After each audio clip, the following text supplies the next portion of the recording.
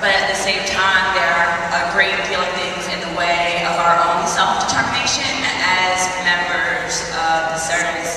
And how do we break down that rhetoric? A lot of us buy into it by default, as in, like, that's what service members do. We give up our rights so you can have them. But first, realizing within yourself that my uniform should not remove my rights. And also, the community of veterans and service members is a very traumatized community of people, and we're seeking to heal that trauma inside of our communities. So, like I said before about supporting that self-determination and removing of our rights, most people just want to feed their families who are in the military, feed their families, go to school, meet basic needs. And as long as we're building systems outside of the military that meet and support that, we're supporting that veteran or service member's right to self-determination by giving them more choices.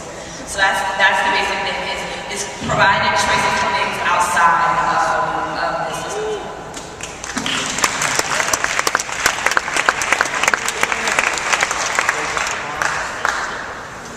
I think what we need is real change.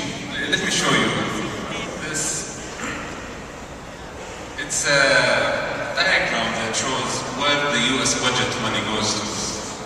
59% of the US budget, the red one, 59% goes to military spending. 59%. So out of every $1 we give to the US government, 59 cents go to military and the rest goes to everything else. So this needs to change. If we have a military that has all of this power, there are policies that will be built to interfere with other countries and disrespect their sovereignty. Of course, I think the most immediate things to do to start respecting other nations' sovereignty is to end the occupations that we have now. End the occupations that we have now. Bring all of the US troops out of it. And end the US support, the indirect support to other occupations, like the illegal, brutal Israeli occupation of Palestine. It must end.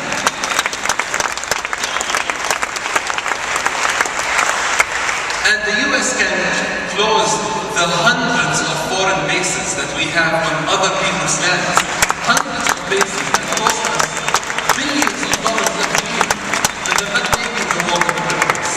So respecting other nations' sovereignty is very important, and it is achievable if we have real political will that will change this military budget, end our interventionist foreign policy, and make us start thinking about building our homes first instead of interfering in other people's homes.